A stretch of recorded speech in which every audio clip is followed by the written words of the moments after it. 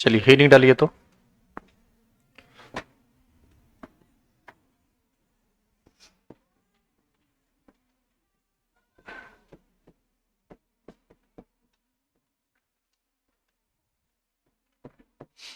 Buffer solution define करेंगे। Solution in which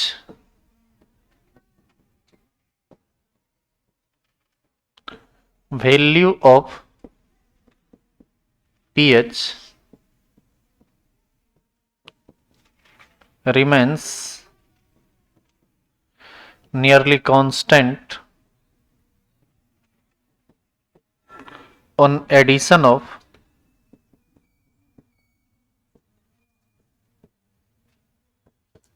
a small amount of acid or base is called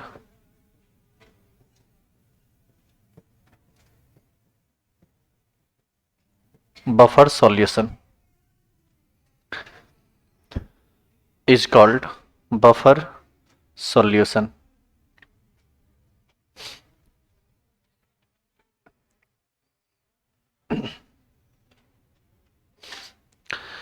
अब जो आप लिखे हैं उसको समझिए।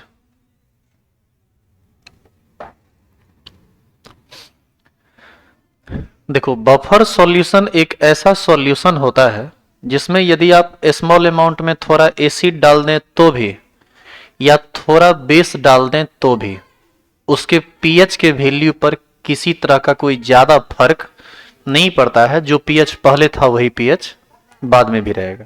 तो ये तो बड़ा आश्चर्य की बात है कि हम किसी चीज में एसिड डाल रहे हैं या बेस डाल रहे हैं, फिर भी उसके पीएच के वैल्यू पर कोई फर्क नहीं पड़ रहा है। और यह एक इंटरेस्टिंग बात भी है कि आखिर कैसे। तो इन्हीं सभी बातों को हम इस टॉपिक में पढ़ेंगे। खैर, ये कैसे पॉसिबल होगा और इसको हम कैसे करेंगे ये तो आगे की बात है। अभी फिलहाल हम लोग क्या करते हैं, इसका टाइप देख लेते हैं, फिर इसके प्रिपरेशन को जब समझेंगे और इसका सारा मैकेनिज्म समझेंगे तो आपको समझ में आ जाएगा कि ऐसा कैसे पॉसिबल है। जानिए, बफर सॉल्यूशन दो टाइप का होता है। एक होता है एसिड बफर और दूसरा होता है बेस बफर। लिखेंगे, there are two types of buffer solution.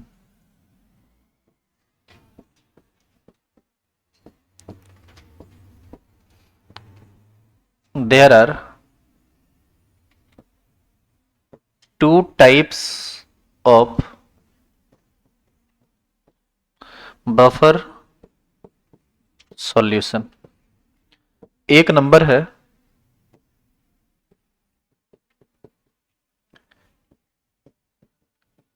Acid buffer solution और दो नंबर है बेस बफर सॉल्यूशन।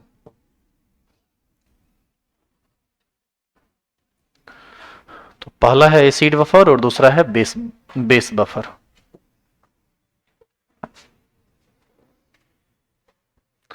हम सबसे पहले एक नंबर पढ़ेंगे acid buffer solution.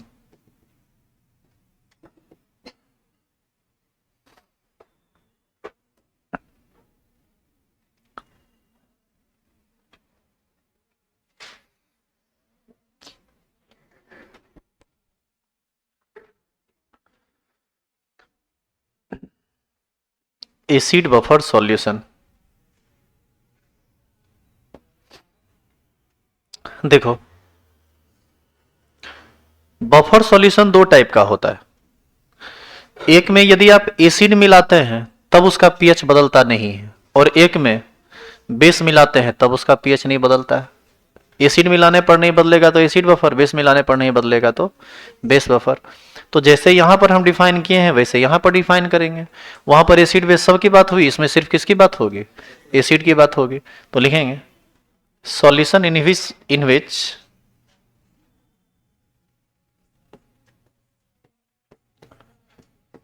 solution in which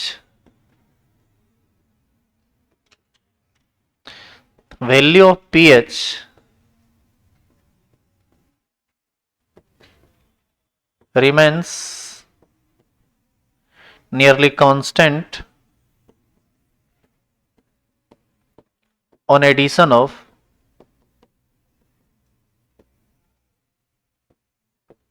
a small amount of acid is called acid buffer solution।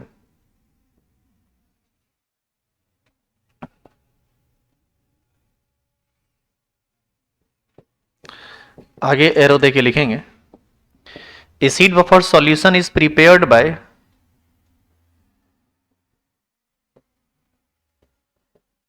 acid buffer solution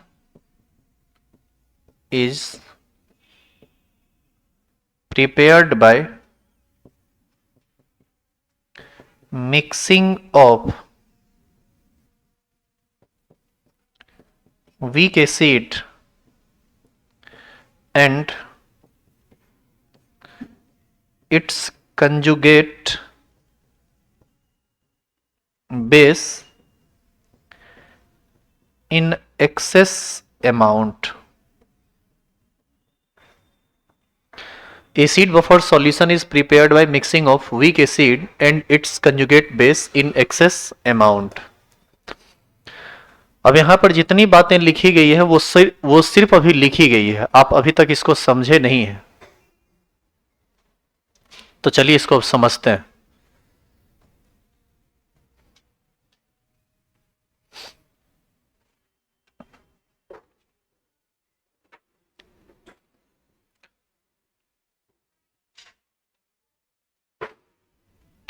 अब देखिए तो यहां पर दो चीज का चर्चा आया है। एसिड बफर सॉल्यूशन को बनाने के लिए आपको क्या क्या मिलाना है? वीक एसिड, और दूसरा क्या मिलाना है? And it's conjugate base. अब इसका कंप्लीट प्रैक्टिकल व्यू देखिए, तब आपको समझ में आएगा बफर सॉल्यूशन या एसिड बफर बेस बफर। जो हम अब लिख रहे हैं वो आपको लिखना नहीं है, वो सिर्फ देखना है। हम एक बर्तन लेते हैं और इसमें थोड़ा पानी मिला देते हैं। इस पानी में हम ले लेते हैं CH3COOH। आपको पता है ये वीक एसिड, वैसे तो ये टूटता है CH3COO माइनस में और H प्लस में, लेकिन भद्र शून्य की तरह टूटता है। 100 गो में एक आध गो टूटेगा या वो नहीं टूटेगा।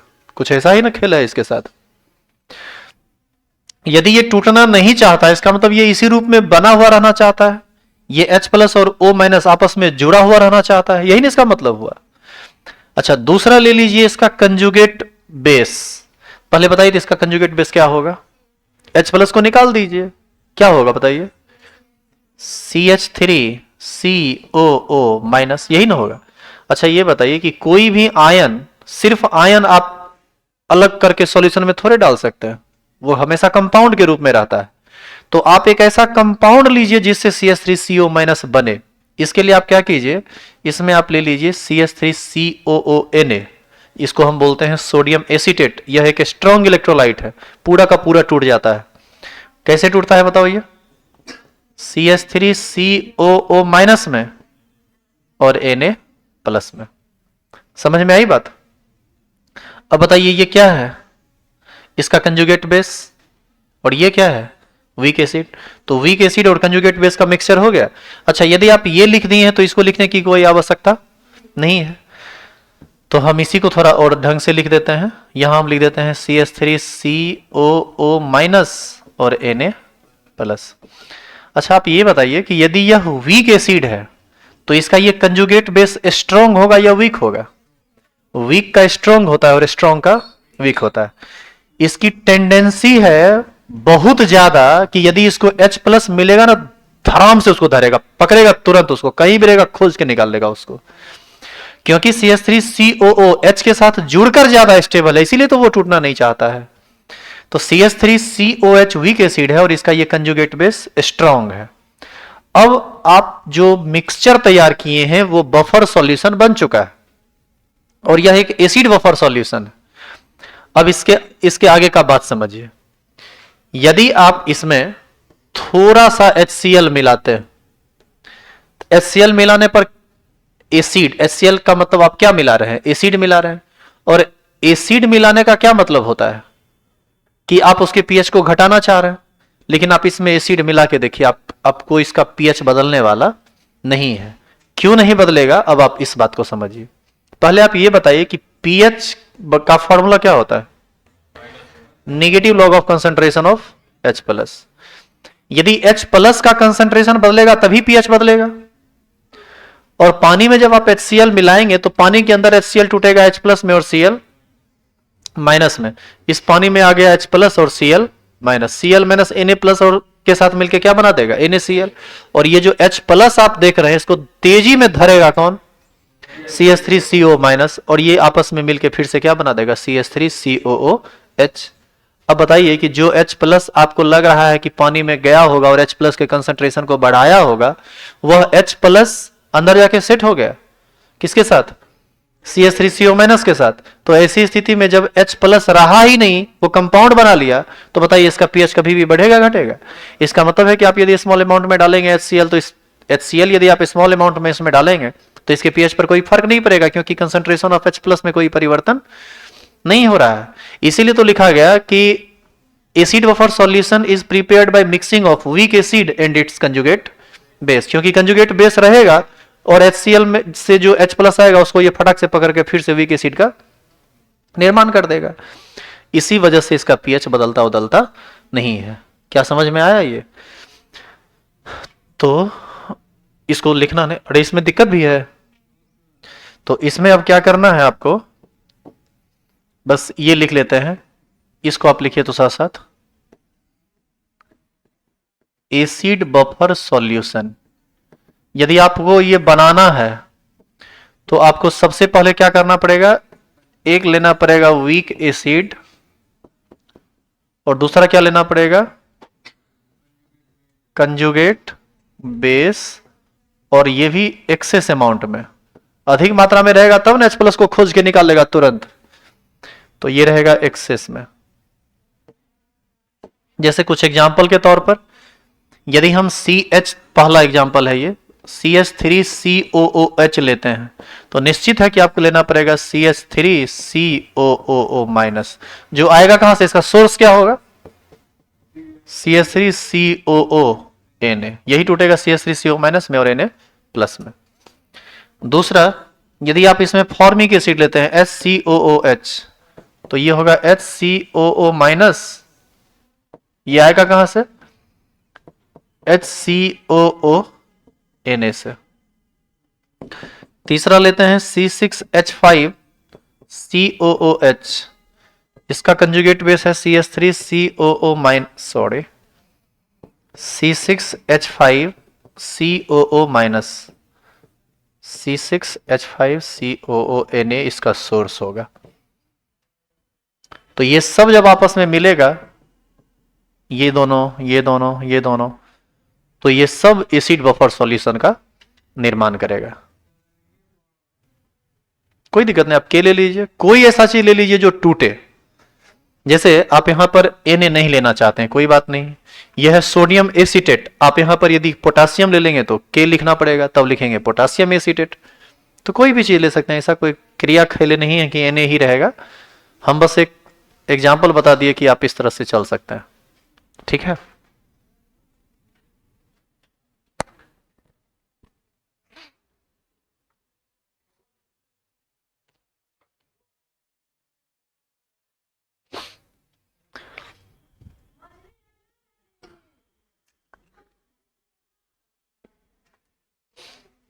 हो गया लिखा हुआ?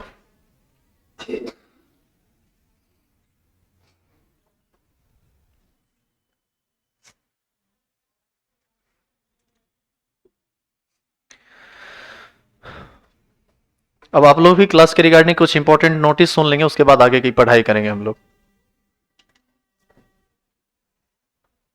आज तारीख है 20 और आपको बोला गया था ना कि 20 को हम आपको फाइनल नोटिस देंगे कि क्या करना है।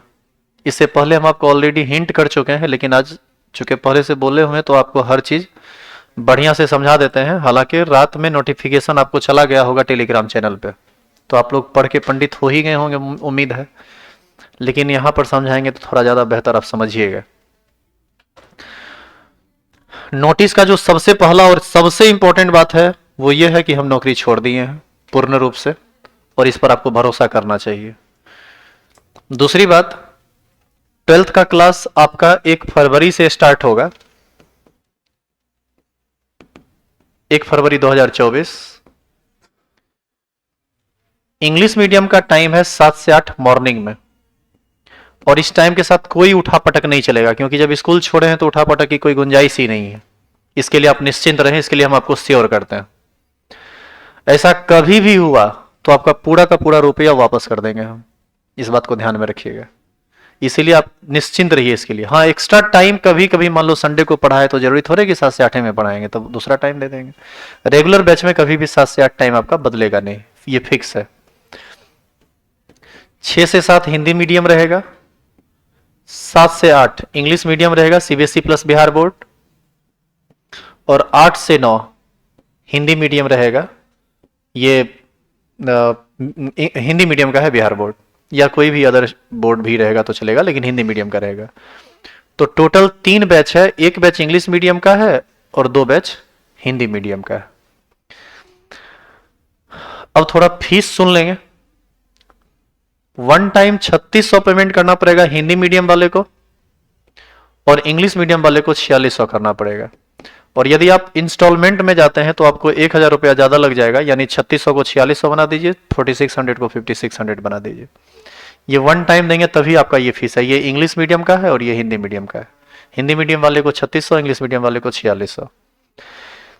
इसमें एक सुविधा बस ये है कि यदि आप 1 टाइम मान लीजिए इंग्लिश मीडियम के हैं और 4600 नहीं दे पाते हैं, मान लीजिए कि फर्स्ट टाइम आप 2500 दिए, या मान लीजिए कि 2000 दिए, तो इसके बाद यदि अगला इंस्टॉलमेंट विद इन 30 डेज आप जमा करते हैं तो आपको 4600 ही देना पड़ेगा, यानी अगला पेमेंट आपको 2600 में ही फुल पेमेंट हो जाएगा।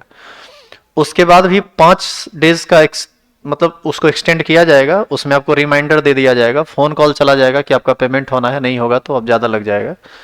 लेकिन उसके बावजूद भी आप नहीं सुनते हैं तब आपको 5600 जमा करना पड़ेगा, ये 2600 तब हो जाएगा 3600 सेकेंड इंस्टॉलमेंट। और वो भी आपको 2-2.5 महीनों के अंदर ले ही लिया जाएगा, उसमें भी आपको ज्यादा फ्री नहीं किया जाएगा। इसीलिए आप थोड़ा इस चीज का ध्यान रखेंगे।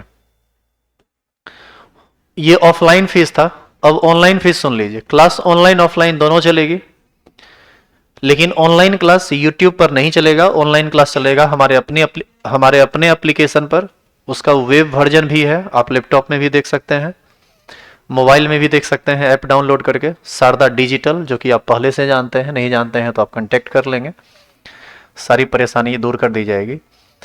हिंदी मीडियम का फीस उसका ऑनलाइन का 2100 है, और इंग्लिश मीडियम का फीस ऑनलाइन का 2400 है, 2400 है।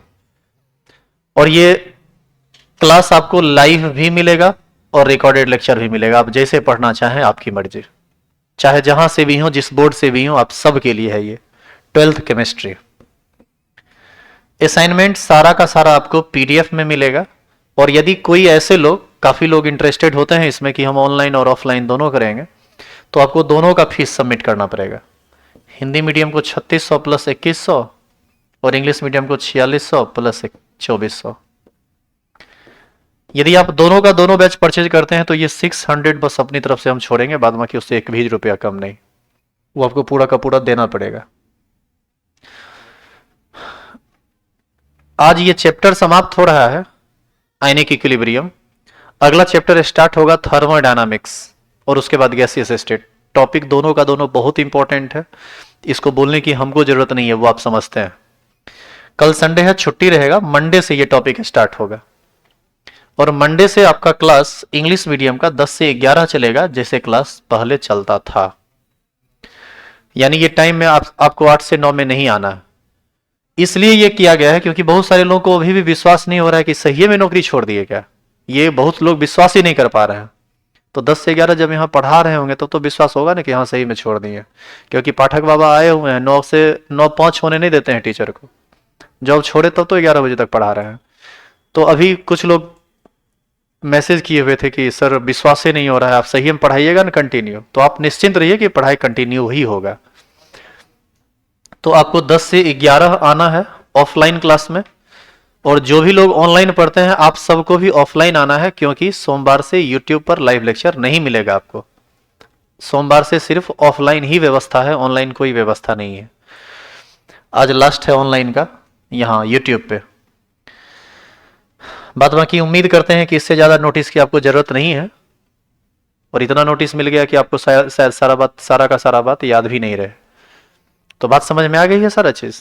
अब आपको कुछ बोलना है, पूछना है, या कुछ सजेशन हो तो आप बोल सकते हैं। और ये सजेशन अब आपसे हम नहीं मांगे कि नौकरी छोड़ के हम अच्छा किए या बुरा। जो किए सो ठीक है, अच्छा किए तो भी अच्छा, और नहीं अच्छा किए तो उसको अच्छा बना देंगे। अच्छा रहे ना रहे अभी उसको बना दिया जाएगा अच्छा, इसलिए टेंशन मत लीजिए, हम अपना हम देख लेंगे। और आप लोग बिल्कुल निश्चिंत होकर क्लास कर सकते हैं, और सिक्योर होके कि आपको टेंशन कभी नहीं होगा। क्या हुआ मंडे से? हाँ, मंडे से हिंदी मीडियम का भी टाइम चेंज कर दिए। और ये बीच में जो उलझन रही थी स्कूल को लेके, इस वजह से आपके टाइम के साथ थोड़ा ज़्यादा छेड़छाड़ हुआ है, और ये हमारा फॉल्ट है, हमारी गलती हुई है वहाँ। लेकिन हम मजबूर ऐसे थे कि क्या ही कहें। वो आप हमारी स्थिति को, मानसिक स्थिति को समझ सकते हैं यदि आप थोड़ा भी समझदार होंगे तब। वैसे लोग बहुत तरह का बात बोलते हैं, नौकरी पकड़े तो भी बोले, नौकरी छोड़े हैं तो भी बोलेंगे। लोग बोलते ही रहते हैं, तो उनका क्या है, बोलने दीजिए। क्या हुआ? टाइम, देखो टाइम इन्वेस्ट किए हैं तो उसको तो हम निकाल ही लेंगे ना। टाइम इन्वेस्ट किए ताकि आदमी को लगे कि हाँ नौकरी किया है, और अब आदमी को लगना चाहिए कि नौकरी छोड़ा है। समझे? कम से कम आदमी को यह विश्वास होना चाहिए कि आदमी में इतना गट्स है कि सरकारी नौकरी छोड़ के ही पढ़ा रहा है आदमी। क्या हुआ? देखो, हम यदि पब्लिक सेक्टर में हैं तो लोग हमारे बारे में क्या सोचते हैं या कैसा परसेप्शन रखते हैं, ये हमारे लिए बहुत जरूरी है। अच्छा एक बात बताइए, सरकारी नौकरी यदि हम करते तो हम क्या करते हैं, नहीं करते हैं, क्या किए नहीं किए, इसका ज्यादा चर्चा नहीं होता, क्योंकि पब्लिकली हम लोगों से अलग हो गए। लेकिन जब हम आपके साथ हर दिन मिलेंगे 40 मिनट के लिए, ऑनलाइन ऑफलाइन मिलते रहेंगे, हम लोग एक दूसरे के टच में रहेंगे, तो निश्चित है कि वहां पर आप हमसे मतलब रखिएगा, आपसे हम मतलब रखेंगे। तो जब आप हमसे मतलब रखिएगा और हमारी बात की चर्चा कहीं आएगी, और कोई यदि कह दिया अरे ये सब कुछ जीवन में नहीं हुआ तो पढ़ा रहा है, तो उस समय आप सभी लोग बोल पाइएगा कि नहीं नहीं जीवन में हुआ था, किए नहीं, ये अलग बात। तो वहां पर आप भी थोड़ा कॉन्फिडेंस के साथ बोल पाएंगे, प्राउड फील करके, और हम भी इस मोमेंट को फील करेंगे। बस यही बात है, इससे ज्यादा कुछ नहीं। दूसरी बात है कि नौकरी छोड़ने का सबसे बड़ा रीजन है, सबसे बड़ा रीजन बता देते हैं, न रुपया पैसा है न कुछ, ये सब टाइप का कोई रीजन नहीं है। नौकरी छोड़ने का सबसे बड़ा रीजन ये है कि नौकरी करके हम अपना जीवन नहीं जी पाते। जिस नेचर के हम हैं वो नेचर शायद उसका अपोजिट वहां होता, क्योंकि हम कहीं भी किसी के अंदर अंदर 8 घंटा बैठ के उसके अंदर में हम काम कर ही नहीं सकते। और हमको लगता है ना कि भगवान यदि हेल्थ अच्छा दिए रहे और हम यदि खड़ा रहेंगे ना, तो हमको खाने पीने का कभी कोई दिक्कत नहीं होगा। पॉइंट टू बी नोटेड, खाने और पानी पीने, समझ रहे हैं? वैसे पीते तो हम हैं नहीं, लेकिन मान लो भविष्य में कभी कुछ मन हुआ तो भी दिक्कत नहीं होगा। तो कम ही कमाएंगे लेकिन जीवन बढ़िया जिएंगे, और हमको जीना है यार। पिछला 1 महीना हमको लगता है 29 तारीख को हम ज्वाइन किए थे। हाँ 28 को काउंसलिंग हुआ था, 29 को ज्वाइन किए थे। आज तारीख कितना है? 20, 29, 30, 2 दिन, 31 का महीना लगा, 30 का महीना लगा था कि 31 का? 31 का, 3 दिन उधर, अब 20 दिन इधर, 23 दिन। इस 23 दिन में हम हर पल स्कूल में बस यही फील करते रहे कि मेरे गला में कोई पट्टा लगा के सरकारी स्कूल में हमको बांध दिया, एकदम कुत्ता वाला जीवन जो कि हम पटना में रहते थे तब जीते थे, जिस समय स्टूडेंट थे। उसके बाद जो लाइफ स्टाइल हमारा हो गया, उसमें इस चीज को संभाल पाना बहुत मुश्किल है। और इसीलिए अब जब देखो कहीं पर घूमने के लिए भी जाना हो तो सीएल लगाइए, एप्लीकेशन दीजिए, हे मालिक हमारा छुट्टी दे दीजिए, ये हमसे होगा ही नहीं, नहीं हो पाएगा हमसे। एक दिन लेट से गए तो प्रिंसिपल साहब बोल रहे थे सर ऐसे कैसे चलेगा। अरे यार ऐसे कैसे चलेगा, तो नहीं चलेगा, नहीं चलेगा, ऐसे नहीं चलेगा, छोड़ दिए। तो हम बस फील करना चाह रहे थे कि वो काम हमसे हो पाएगा या नहीं, और हमने फील किया कि वो काम हमसे संभव नहीं है। कुछ कम ही कमाए, लाइफ में रिस्क बनी हुई रहे। अच्छा एक और बात है, सरकारी स्कूल के टीचर को देखिएगा ना, मेंटली वो डेड हो जाते हैं। पता है क्यों मेंटली डेड हो जाते हैं? आदमी कहता है कि हमको सिक्योर लाइफ चाहिए, सरकारी नौकरी में लाइफ तो सच में सिक्योर है। जैसे मान लीजिए कि स्कूल गए, स्कूल से आए, उसके बाद कोरोना आ जाए, बम गिर जाए, कुछ हो जाए, अगला दिन जाएंगे नहीं जाएंगे, या जो भी है, रुपया तो हमको महीना का उतना मिल ही जाएगा, तो वहां पर टेंशन नहीं रहता है, तो लोग ज्यादा सोच नहीं पाते, उनका दिमाग शिथिल हो जाता है। ये एक सच्चाई है जो हम फील किए, ये हमारा अपना पर्सनल ओपिनियन है, इसमें हम दूसरे को नहीं कह सकते, हम अपना जैसा सोचते हैं। और ये जो काम हम कर रहे हैं या जो प्राइवेट सेक्टर में लोग काम करते हैं, उनके लाइफ में रिस्क रहती है हमेशा, और जब लाइफ में रिस्क हो ना तो जीवन जीने का मजा कुछ अलग होता है। और हम लोग को रिस्क चाहिए, हम लोग उतना चैन से जी ही नहीं पाएंगे यार। जीवन में टेंशन नहीं रहेगा तो जीवन क्या हुआ बताइए? जीवन में टेंशन ही नहीं है तो जीवन जीने का कोई उत्साह मिलेगा? कल क्या होगा इसके बारे में आज की फिक्र नहीं हुई तो आप जीवन जी ही नहीं रहे, तब आप जीवन काट रहे हैं। जीवन में एक्साइटमेंट होने के लिए इन चीजों का होना अति अनिवार्य है, और हमको ये लाइफ स्टाइल पसंद है तो हम इसको जिएंगे, उसको नहीं, उसको छोड़ दिए, बस यही कारण है, दूसरा कोई कारण नहीं। और उम्मीद है कि आज के बाद हम इन चीजों को ज्यादा दोहराएंगे नहीं, क्योंकि हर दिन एक ही बात बोलना हमारे लिए भी ठीक नहीं लगता है। तो आप लोग श्योर हो जाइए कि जॉब छोड़ दिए हैं, निश्चित रूप से छोड़ दिए हैं। आगे 11th का बैच आएगा 9 से 10, 10 से 11, ये सब हिंदी मीडियम का होगा, शाम में 4 से 5 इंग्लिश मीडियम का होगा। तो जिस टाइमिंग के साथ हम आगे बढ़े हैं आप समझ सकते हैं कि जॉब छोड़ दी है। दूसरी बात है कि फीस भी टाइट कर दिया गया। आपको बोले थे ना कि जॉब में रहेंगे फीस कम रहेगा, आपके बैच में बोले थे क्या? हिंदी मीडियम में बोले थे, आपके बैच में शायद नहीं बोले थे, खैर याद नहीं होगा हमको, या जो भी हो बोले थे, लेकिन ऐसा कुछ हुआ नहीं। तो आप समझ लीजिए कि जॉब छोड़ दिए। बहुत आदमी इस पर क्यों नहीं विश्वास कर पा रहे कि छोड़ दिए? छोड़ दिए हैं, छोड़ दिए, आप श्योर रहिए। आप लेटर भी दिखा देंगे, थोड़ा इंतजार कीजिए, वो भी मिल जाएगा, वो प्रोसेस में है, वो हो जाएगा। अब ये तो ऐसा है नहीं कि सडनली से मतलब निकल गए, तो वो बाय प्रोसेस हम जाएंगे, कर लेंगे सारा चीज, निश्चिंत रहिए आप। तुमको लगता है रे बैच अनाउंस कर दिए, यहाँ 1000 बच्चा पहुंच जाएगा, हम यहाँ से छोड़ के चल देंगे सरकारी नौकरी करने, वो भी 50,000 का। और सबसे बड़ा फाइनेंशियल नुकसान इतना ज्यादा है कि बता नहीं सकते हैं। एक ये बहुत बड़ा कारण ये भी है, ऐसा नहीं कि इसको आप निगलेक्ट कर सकते हैं। ठीक है, आइए पढ़ाई करते हैं।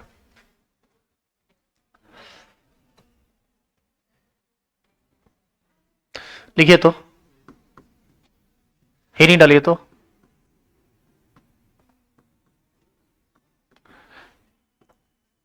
Calculation of pH of acid buffer solution। Principal साहब से जब बात किए ना छोड़ने का, समझे, तो उनके साथ हमारा 1-1.5 घंटा का लंबा मीटिंग हुआ। उस पूरे दरमियान वो एक बहुत अच्छा बात बोले कि सर अभी आप नौकरी छोड़ रहे हैं, चलिए ठीक है। उन्होंने कहा कि देखिए जीवन में, जीवन को आगे बढ़ाने के लिए आपने त्याग कितनी चीजों का किया, ये बहुत इंपॉर्टेंट है। और नौकरी छोड़ने वाला जो त्याग है, इस चीज का गट्स बहुत सारे लोगों में नहीं होता है, काफी रेयर लोग होते हैं जो ये गट्स रखते हैं, और उसमें से आप एक हैं। तो आपको बस यही कहेंगे, वो बोल रहे थे कि कल के डेट में सर आप यदि सफल हो जाते हैं तब तो आपका ये चीज, ये डिसीजन सही माना जाएगा, लेकिन यदि आप असफल भी हो जाते हैं तो आप कभी भी अपने आप पर इस चीज को हावी मत होने दीजिएगा कि उस समय हमको नौकरी मिली हुई थी और हमने उसको छोड़ दिया और आज हम असफल हो गए। इस चीज के लिए कोई रिग्रेट नहीं है। जिस दिन आप कंप्लीटली छोड़ देंगे उस दिन भूल जाइएगा कि आपको कभी सरकारी नौकरी हुआ भी था। +2 में आप केमिस्ट्री के फैकल्टी के तौर पर रिक्रूट हुए थे, आप भूल जाइएगा। और उनका ये बात सही में दिल को छू गया यार, सही बता रहे हैं, बहुत बढ़िया बात उन्होंने कहा। और ये बात हम अपने अंदर अब उतार लिए, संभाल लिए उसको कि हाँ एक बिल्कुल ऐसा ही होना चाहिए। इसीलिए हमने आपको कहा कि जीवन में यदि हम सफल हो भी गए तो भी ठीक है और नहीं हुए तो भी ठीक है, कम से कम हम अपना जीवन तो जी लेंगे, हम अपने हिसाब से। उसमें हम अपने हिसाब से जी नहीं पाते। दूसरी बात है कि लोग चैन से रहना चाहते हैं, हमको चैन से नहीं रहना है। हम कभी आज तक बचपन से चैन से जिए ही नहीं, तो आदत लग गई है बेचैन वाली जिंदगी जीने की। तो बेचैने वाला में हमको मन लगता है, जहां पर रिस्क हो। तो देखते हैं क्या करते हैं। और यदि तुम लोग हो सके तो 10-15 साल के बाद हमसे मिलना, एक बार फिर डिसीजन मतलब हम लोग डिस्कस करेंगे कि उस समय जो हम किए थे वो हमारे लिए सही था या गलत। तुम ही से पूछेंगे। हाँ, कौन? हम? अच्छा, आप मर जाएंगे तो आप मरिएगा, तो हम भी जब मरेंगे तो ऊपर जाके डिस्कस कर लेंगे। अरे कहीं ना कहीं तो मिल ही लेंगे। Calculation of pH of acid buffer solution कल किसने देखा? आप क्यों मरेंगे? हो सकता है हम ही को कुछ हो जाए। तो जीवन है यार, किसी का कोई भी कभी भी जा सकता है। आजकल तो वही चल ही रहा है। अच्छा, यदि मर ही जाएंगे तो सरकारी नौकरी या प्राइवेट जॉब क्या होता है? तो सारी बात ही खत्म है, फिर डिस्कशन कैसा?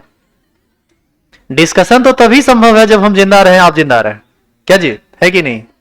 तो वो सब छोड़िए, मिलेंगे तब ना। हम तो यहीं रहेंगे, आप जहां रहेंगे एक बार खोज के देखिएगा मिलते हैं कि नहीं। चलिए इधर देखिए, हम अभी लिखे हैं हेडिंग में calculation of pH of acid buffer solution. अब इधर देखिएगा सभी लोग, अभी हम एसिड बफर सॉल्यूशन का पीएच निकालने वाले हैं। पहले आप बताइए कि CH3COOH, आप एक एसिड ये लेंगे पानी में और दूसरा क्या लेंगे? CH3COONA, तब ना ये टूटेगा CH3CO- में और Na प्लस में। ये मान लीजिए कि आपका बफर सॉल्यूशन है। अब बताइए कि पानी में इसको जब मिलाइएगा तो इसका कुछ ना कुछ कंसंट्रेशन होगा। इसके कंसंट्रेशन को हम मान लेते हैं C1 और इसके कंसंट्रेशन को मान लेते हैं C2। क्या कोई दिक्कत है इसमें? अब देखो, लिखते जाओ साथ साथ।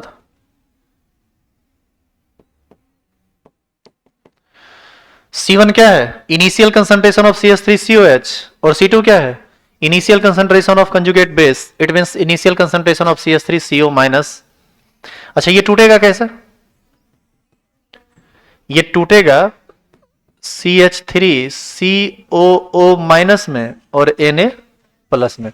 अच्छा, टूटने के बाद भी इसका कंसंट्रेशन C2 ही होगा, क्योंकि ये 100% टूटेगा, स्ट्रॉन्ग इलेक्ट्रोलाइट है। तो इसका कंसंट्रेशन C2 ले, तो इसका भी कंसंट्रेशन हमको क्या मानना पड़ेगा? C2। इसका भी कंसंट्रेशन क्या होगा? C2।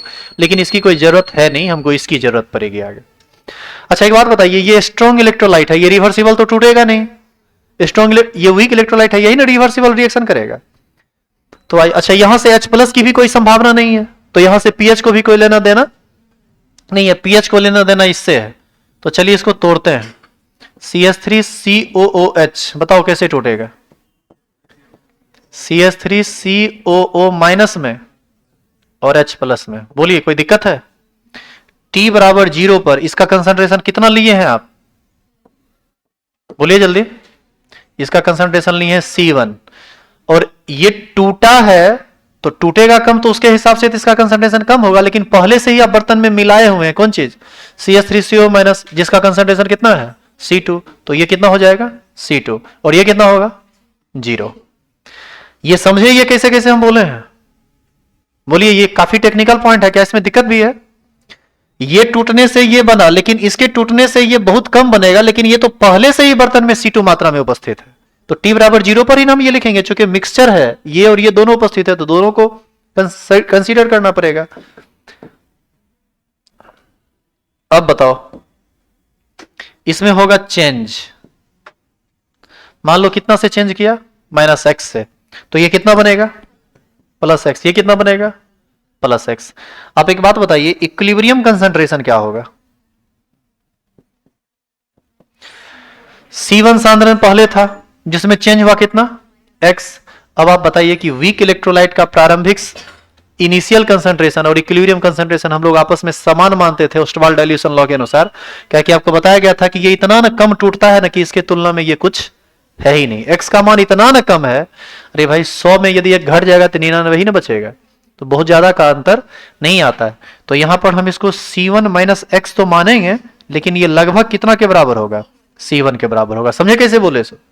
इधर देखो C2 पहले से ही सांद्र कंसंट्रेशन ज्यादा है, उसमें तनिक बन गया तो भी इस पर कोई फर्क पड़ने वाला नहीं है, इसको भी हम लोग कितना मानेंगे C2। और ये यहां पर आप x को नेग्लेक्ट नहीं कर सकते क्योंकि यहां पहले से क्या है 0, तो ये हो जाएगा x। अब जरा बताइए कि ये x क्या है, x क्या है concentration of H plus at equilibrium, यानी x को ही हम कह सकते हैं कंसंट्रेशन ऑफ H प्लस। लिखिए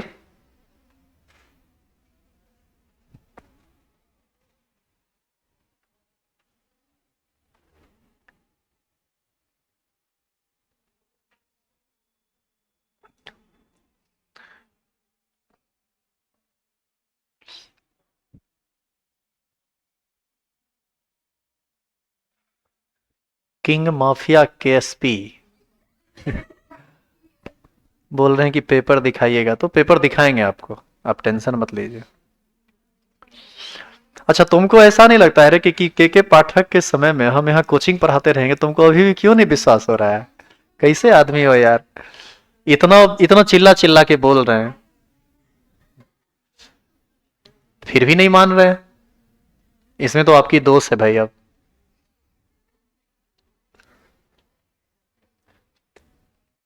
हो गया कि कोई तुम लोग को एकदम पकिया पढ़ा दिया है कि वो आदमी झूठ बोल रहा है? जरूर ऐसा ही हुआ है नहीं सर? नहीं नहीं, आप यकीन मानिए छोड़ दिए, जॉब नहीं करनी है यार। अरे तुम समझते नहीं हो यार, 50,000 को पकड़ने के फेरा में कहां से 3 लाख को छोड़ दें? क्यों नहीं समझते हो? जितना हम 10 साल में कमाएंगे वो उतना पूरा जीवन में भी सरकारी नौकरी हमको नहीं दे पाएगा। छोड़ दिए।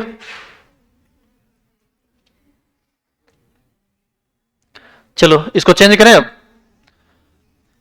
बताइए, ये एसिड का डिसोसिएशन चल रहा है, एसिड का डिसोसिएशन चल रहा है, तो इक्विलिब्रियम कांस्टेंट को Ka कहेंगे। अब बताओ Ka के लिए क्या लिखेंगे? Concentration of CH3COO minus into concentration of H plus by concentration of CH3COOH। ऐसा लिखेंगे कि नहीं? लिखिए आप भी। अब बताइए तो Ka बराबर क्या लिखेंगे? इसका कंसंट्रेशन कितना माने हैं C2, E कितना है X, ये कितना है C1। बोलो कोई दिक्कत है इसमें? अब बताओ तो यहां से X बराबर क्या होगा? Ka Guna C1 by C2 होगा कि नहीं? अरे होगा। अब बताइए कि X क्या है, कंसंट्रेशन ऑफ H प्लस है, पढ़े थे पीछे?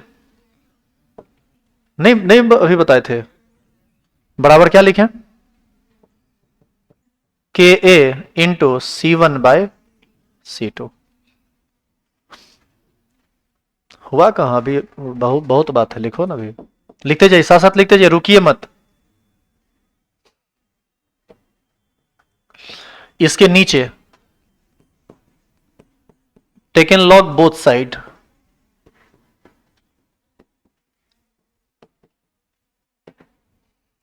क्या लिखेंगे बताओ तो? Log concentration of H plus is equal to log Ka into C1 by C2। बोलो लिख सकते हैं कि नहीं? Log concentration of H plus is equal to, इसको लिख सकते हैं log Ka plus log C1 by C2। हाँ या ना? बोलो ना रे, दो निगेटिव से पूरा इक्वेशन को गुना कर दो, तो लिख सकते हैं log concentration of H plus बराबर माइनस लॉग के ए प्लस प्लस कौन चीज माइनस लॉग C1/C2। बोलिए लिख सकते हैं कि नहीं?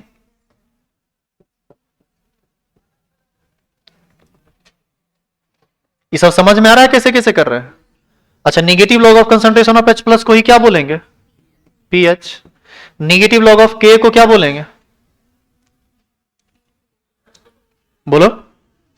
निगेटिव लॉग के ए को क्या बोलेंगे? पी के ए। अरे भाई, निगेटिव लॉग को पी बोलते हैं तो इसको बोलेंगे पी के ए। अच्छा, ये माइनस है ना, इसको कर देते हैं प्लस लॉग। उलट दें इसको, C2 ऊपर और C1 नीचे। समझे क्या किए हम? तो C2/C1। अरे भाई, ये उल्टा करोगे साइन पलट जाएगा। अच्छा, इसको फिर उल्टा कर दो, फिर साइन पलट जाएगा। यहां प्लस है तो माइनस हो जाएगा यदि C1 ऊपर C2 नीचे। अब बताइए, पीएच बराबर हो गया P K a plus log. बताओ C2 क्या था? C2 क्या था? C2 concentration of conjugate base था कि नहीं? और C1 क्या है? Concentration of weak acid. तो हम यहां पर इस बात को लिख सकते हैं, कंसंट्रेशन ऑफ कंजुगेट बेस बटा कंसंट्रेशन ऑफ वीक एसिड। चलेगा? इसी को फॉर्मूला में लिखते हैं pH is equal to p K a plus log. Conjugate base को इंडिकेट किया जाता है सीबी से और वीक एसिड को इंडिकेट किया जाता है डब्ल्यू ए से।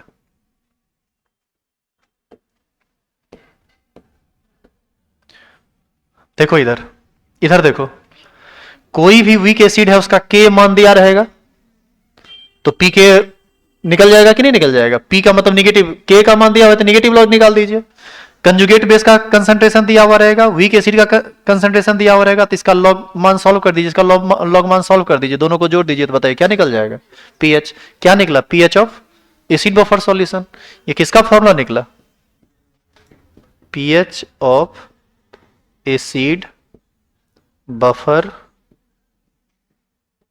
सॉल्यूशन। समझा रहे कालिया? आलिया भी।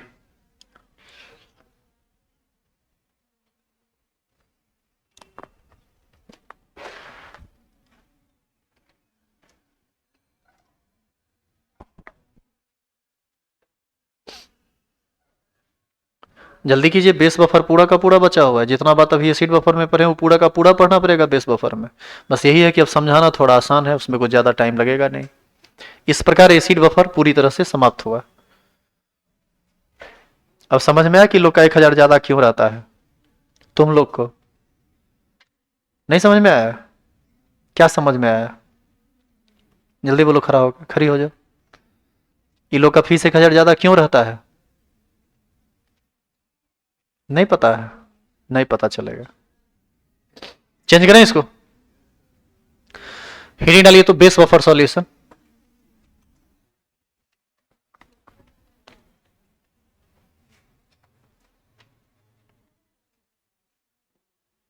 किसको किसको पता चला तुम लोग में? हाथ खड़े करो। नहीं पता चला?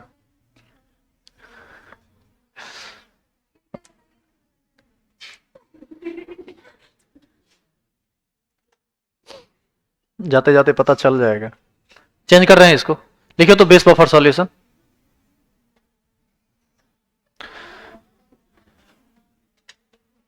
चलो फटाफट लिखना साथ साथ, रुकना कहीं नहीं है आपको, नहीं तो टाइम बहुत लग जाएगा।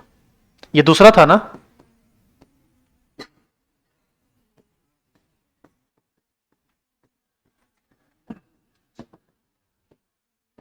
लिखेंगे solution in which value of pH remains nearly constant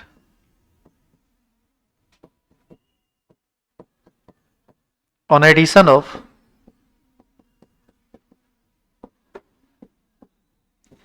small amount of base is called base buffer solution. Is called base buffer solution.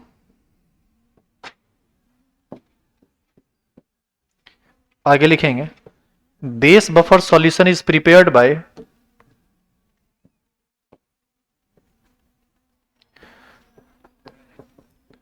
base buffer solution is prepared by mixing of, वहां किसको किसको mix करते थे? Week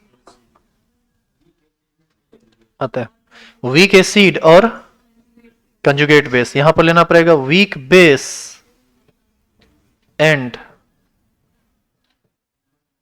conjugate acid.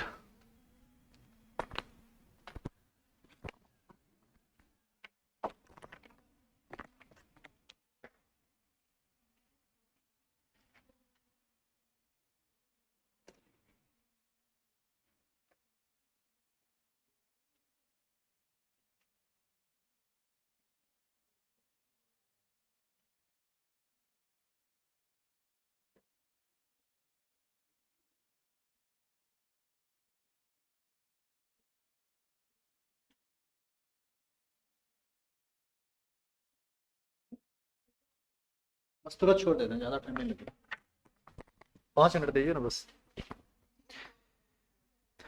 इसको लिख चुके हैं, देखिए अब बेस बफर.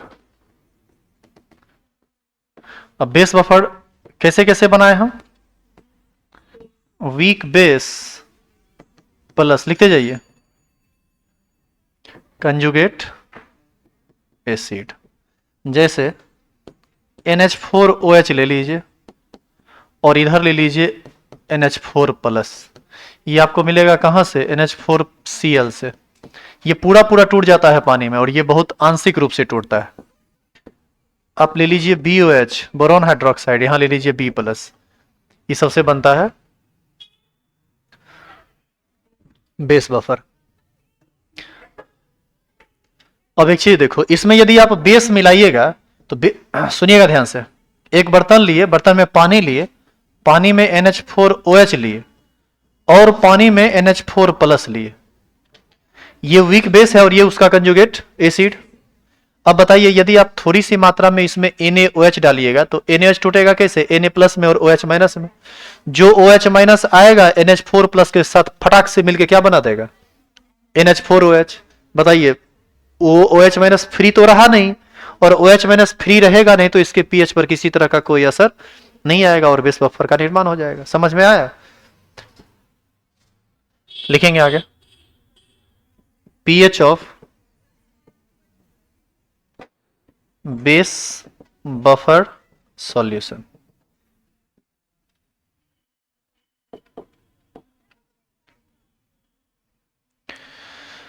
इसके लिए आपको क्या करना है? आप NH4OH लिए हैं, इसका कंसंट्रेशन मान लीजिए C1 आप लिए, और इसमें आप मिलाए थे NH4 प्लस वाला चीज, इसका कंसंट्रेशन कितना मान लिए?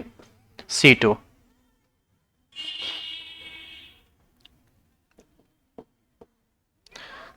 अब बताइए रिवर्सिबल कौन होगा? NH4OH. ये रिवर्सिबल होगा किसके साथ? NH4 प्लस और OH माइनस के साथ. T बराबर 0 पर इसका कंसंट्रेशन C1, इसका कंसंट्रेशन C2 और इसका 0. इसमें हो जाएगा चेंज, ये हो जाएगा -x, ये हो जाएगा +x और ये हो जाएगा +x. बताइए इक्विलिब्रियम कंसंट्रेशन कितना होगा? फिर से x नेग्लेक्ट होगा, ये हो जाएगा C1, ये हो जाएगा C2 और ये हो जाएगा x. यहां पर बताइए तो x क्या है? Concentration of OH minus. आप देख रहे हैं सब कुछ बिल्कुल उसी के जैसा चल रहा है और हमारे ख्याल से इसमें आपको दिक्कत नहीं होनी चाहिए. C1 माइनस x ये लगभग कितना के बराबर होगा? C1 के बराबर. C2 प्लस x कितना के बराबर होगा? C2 के, क्योंकि ये बहुत कम टूटेगा. इसकी तुलना में ये बहुत कम है, ये पहले से बहुत ज्यादा लिया हुआ है, इसकी तुलना में ये तनी मनी बना है, तो इससे कोई ज्यादा फर्क उसके अमाउंट पर नहीं पड़ेगा। लेकिन यहां पर आप एक्स को नेग्लेक्ट नहीं कर सकते, क्योंकि ओ एच माइनस पहले से क्या है, 0।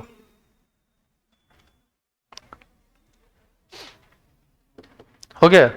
अब बताइए ये यहां पर आप क्या निकालिएगा, के बी क्या लिखेंगे, concentration of NH4 plus into concentration of OH minus by concentration of NH4OH। अब बताइए के बी बराबर क्या लिख सकते हैं यहां से हम लोग, C2 इंटू एक्स बटा C1। बताइए तो क्या यहां तक कोई दिक्कत है? x बराबर क्या लिखेंगे, के बी गुना C1 बटा C2 लिख सकते हैं। x को लिख सकते हैं कंसंट्रेशन ऑफ OH माइनस बराबर क्या होगा, के बी गुना C1 बटा C2।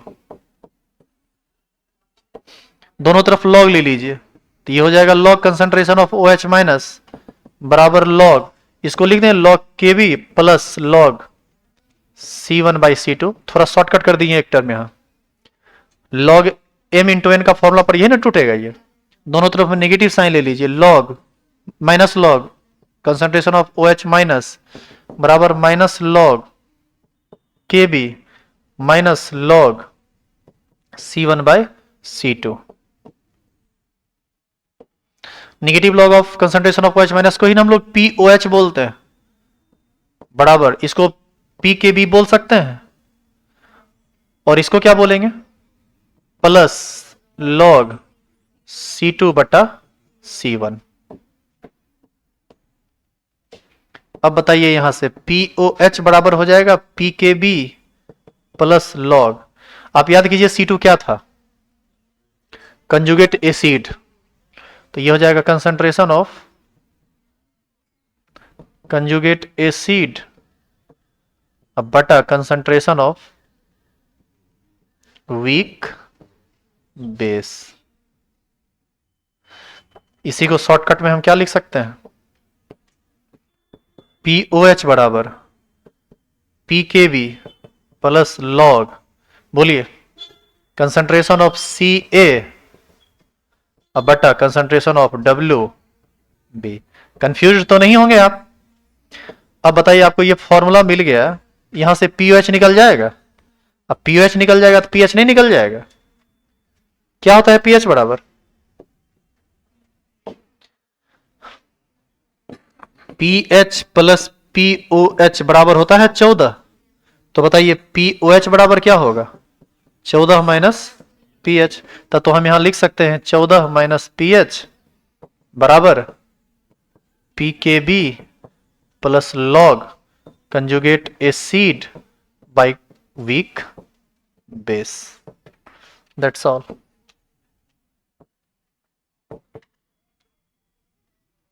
हो गया खत्म।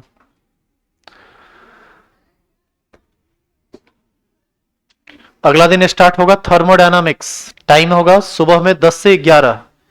यूट्यूब पर सभी लाइव क्लासेस बंद हो जाएंगे सोमवार से, और आपको ऑफलाइन क्लास करनी है। और ये क्लास अभी आपको 31 जनवरी तक चलेगा। 31 का महीना लगेगा रे। 1 फरवरी से आपका 12th स्टार्ट हो जाएगा, और तब आपको एक ही टाइम है 7 से 8 वो आना है।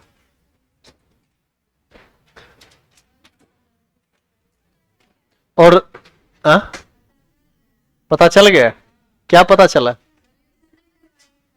हाँ बताओ, इतना देर के बाद पता चलता है।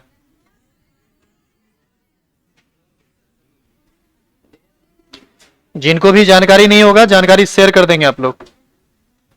सारा सिस्टम पहले वाला हो गया है, क्योंकि स्कूल जाना कल से हम बंद कर दिए हैं, तो आप आ जाइए उसी टाइम में।